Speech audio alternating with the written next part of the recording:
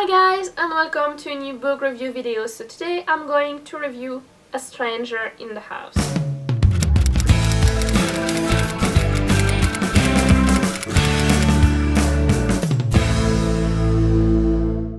So this book was actually the read-along for Spookathon.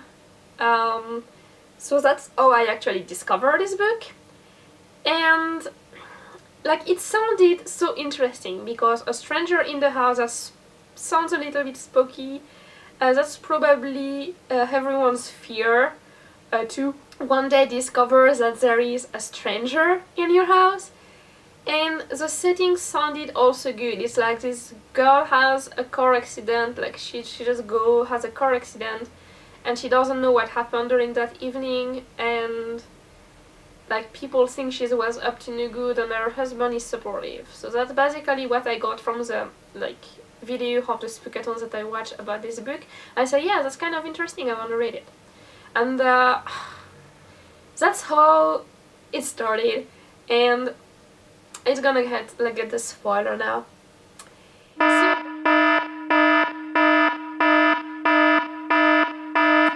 So basically, this book was so hard to read. So in context, I just finished The Girl in the Train, and because it was a readathon, I just jumped directly into A Stranger in the House. And the writing was just so different because we jumped from present tense in first person, which is very active and very easy to read, to a third person present tense, which is kind of intense and needs to have some adjusting. The other problem with this book was that you had so many point of view going in every direction in the same chapter. Like, I'm a big fan of head hopping as long as it kind of continue with the plot, with the scene. So basically, if you have the kind of head hopping I like was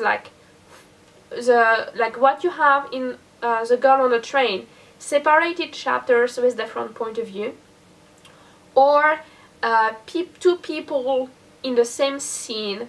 So you're going to see the scene from the eyes of one person, and then suddenly you're gonna see the reaction from the other person from their point of view, and then you go back to the first person and that kind of thing.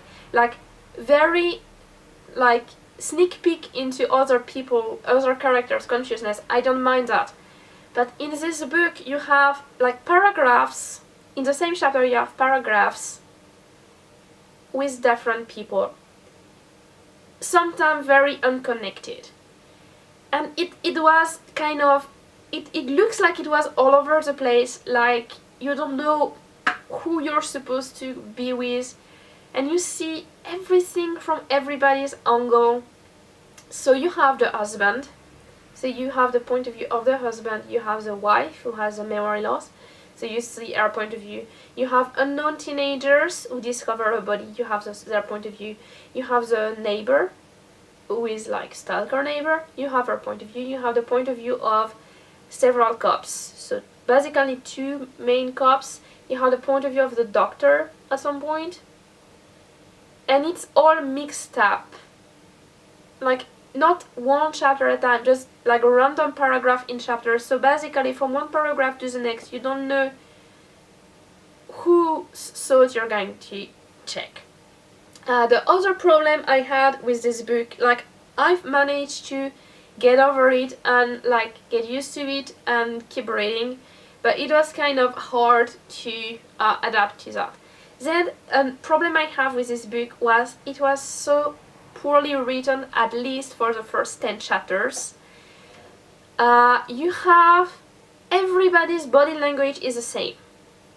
Whatever happens, they get very still. I mean, nobody really gets still at any time. Nobody just stop moving. It's like one of the body language that you would have if you're in deep shock, frozen to death, right? Or if you're just thinking so hard, looking at someone what did you just say? Frozen by what the hell did they just say, right? Like thinking so hard, but like they get nervous and they are very still. And it's, if it was the one character doing that, if it was just one of them, I would think, okay, that's the style of that character. That character actually is body language, their character personality is transparent in a way that she stays still all the time. But it happens to all of the characters. So it's just the common body language for all of them. Like, they don't fiddle when they get nervous, they don't touch their hair when they get nervous, they don't scratch any part of their body when they get nervous. No! They're still. And that just, like, that's those little details that annoys me. And then you have, like, so she has a conclusion. I already discussed that in previous video. If you want to know more, like, during the readathon, I gave a lot of detail of that. She has a conclusion, and basically what the doctor does is sort of not what an actual doctor would do. Like, the doctor, the girl who has the conclusion, and her husband are together in the room, and her husband starts asking a lot of questions to her, and the doctor kind of probably gets stressed out by it because the patient is not comfortable, because she cannot answer because she got amnesia, and so she needs to rest, kinda. But the thing is, she's in no, like, there is two things you're going to test for conclusion.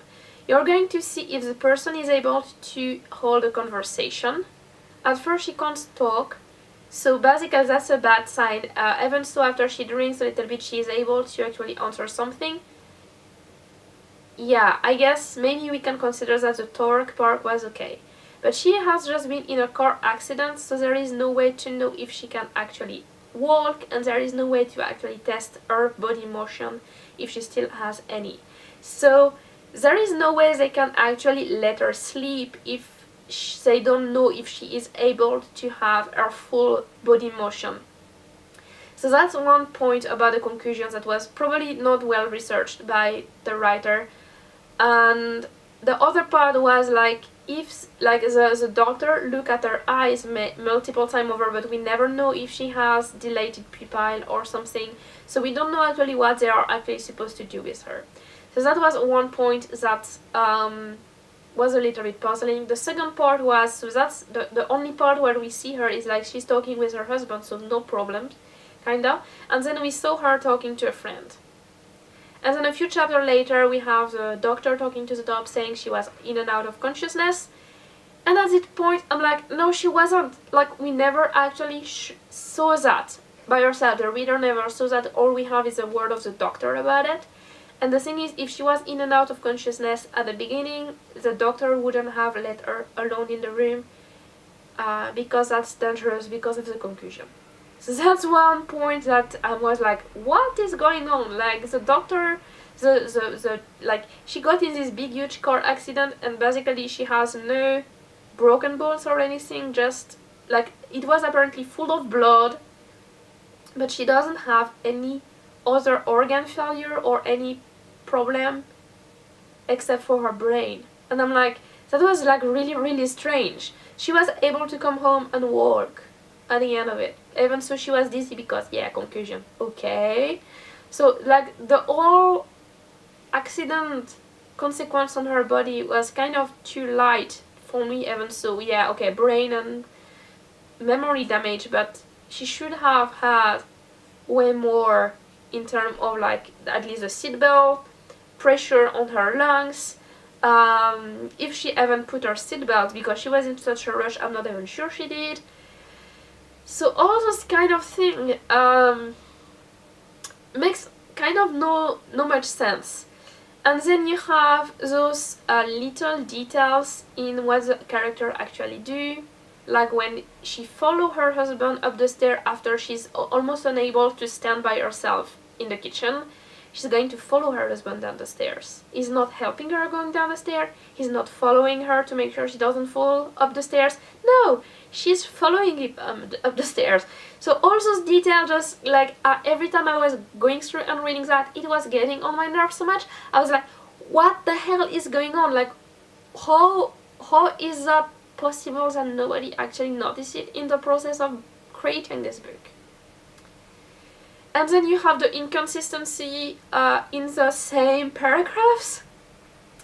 So basically you have, like for example, one time the guy is cleaning the house. So the timeline sort of go like, he meet with the cops, he searched the house, he cleaned the house, he picked her up at the hospital. But there is this sentence in the middle, like, so he like searched the house with a break to meet her, like visit her at the hospital. No, if you're gonna pick her up, you probably don't visit her the same day. Like, that would make no sense. So I was like, oh my god, like, he wouldn't have time to just like search the entire house, which is pretty big, including the garage. I mean, if you're gonna search every corner of your garage, I don't know if you have a garage, but I used to have one when I was a kid. And that's a place where you probably can spend a week to search that. I mean, if you're alone. Because like for the cops, it took them the entire afternoon as a group. But for this one character all alone, he could do it like in a day. With meeting the cops in the morning, searching the house, cleaning up the house, meeting her at the hospital, and then picking her up. Yeah, right, I believe that. So, all those details get me so annoyed, and that was the first chapter, and that, like, I didn't know if I was going to continue reading the book or not. And I think I continued it because I just can't stop reading. Once I've got a book started, I have to finish it. So I kept on going. And after a bit, it gets better. So the plot gets thicker. So you have like more information about what's actually going on when the police actually find the body and start searching around about the relationship between that woman and the dead body.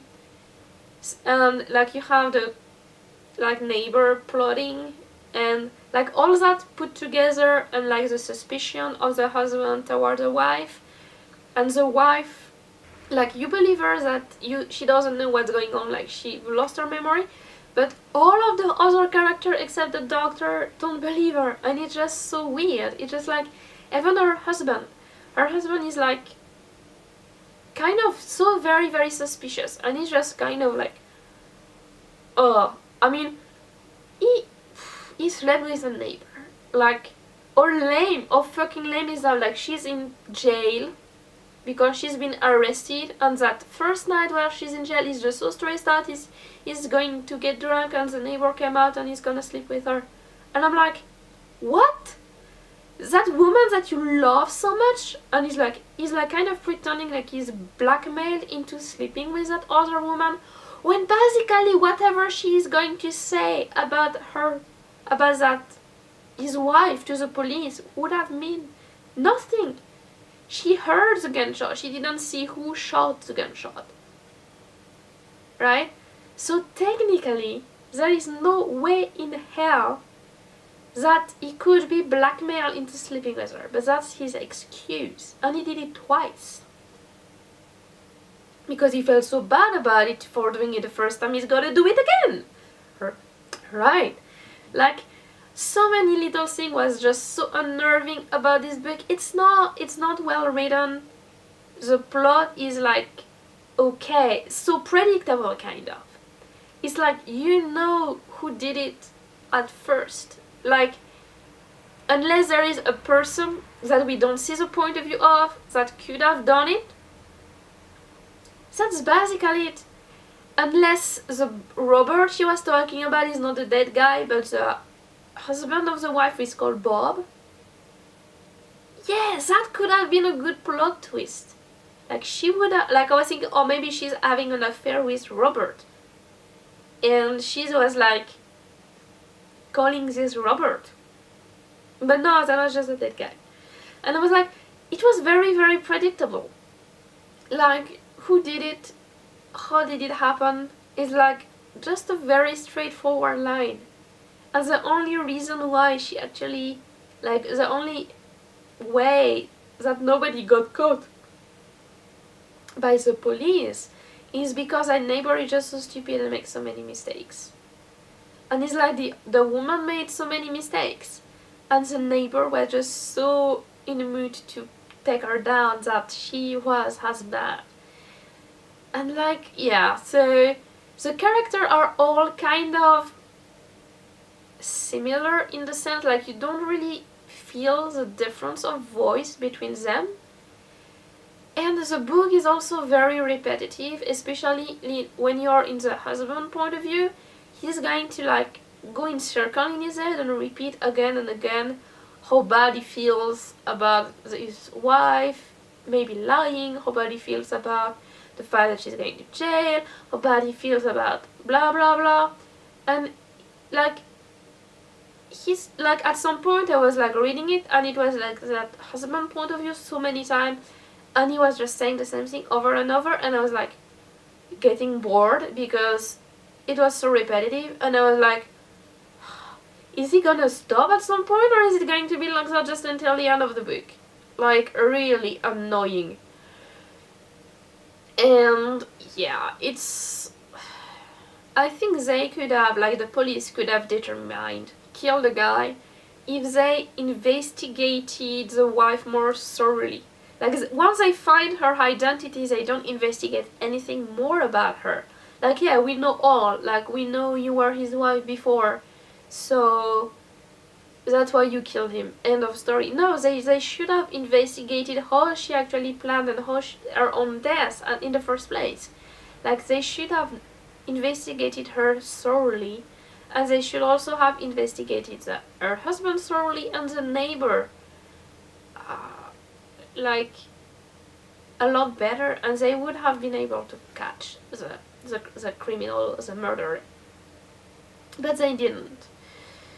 So I feel like, I mean, all that money that she has at the end, it just come like a hair on your soup, you know, it's just like you're drinking your soup and then, yeah, gross.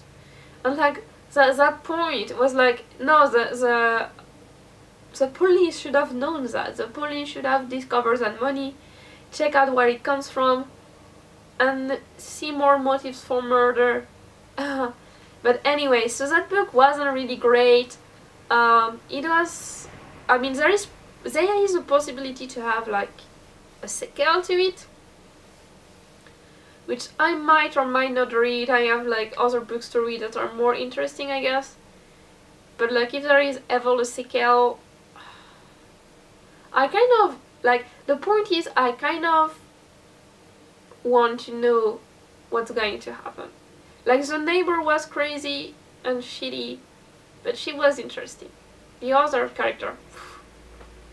And the sequel is probably going to be about that neighbor revenge. I'm so sorry guys, I keep on yawning, I'm getting tired here. So yeah, basically that's it for this book. I think I'm gonna stop here. So I hope you enjoyed this video. I don't like complaining about books so much. Actually, no, I'm lying. I love complaining about books. I have a lot more things to say when I don't like a book than when I actually do like a book. But yeah, it's a nice read, like it's entertaining, sort of. If you can like forget about all the little details that go wrong. I mean, and the thing is, because it's a crime story, it's a thriller, that's when the detail matters so much, because a little detail can tell you who is guilty. Like, especially if you have been reading Agatha Christie and Hercule Poirot story, where he has all those little details that leads to catch the murderer. And in this book, the little details, at least for the first 10 chapters, were sort of wrong. Like, I was taking notes of all of them for the first 10 chapters because he just annoyed me so much. I just underlined them on my iPad.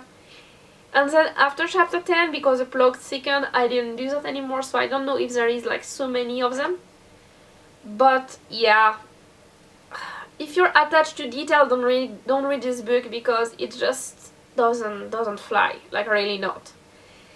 So anyway guys, I hope you enjoyed this video. Don't forget to give me a thumb up, leave me your comment in the comment section below, because I know a lot of people who are doing Spookathon actually read it, so let me know if you agree with me, disagree with me, if those things that bother me also bother you or not, if I'm just being too much of a detail freak. Anyway, have fun whatever you read, and see you next time for something else. Bye!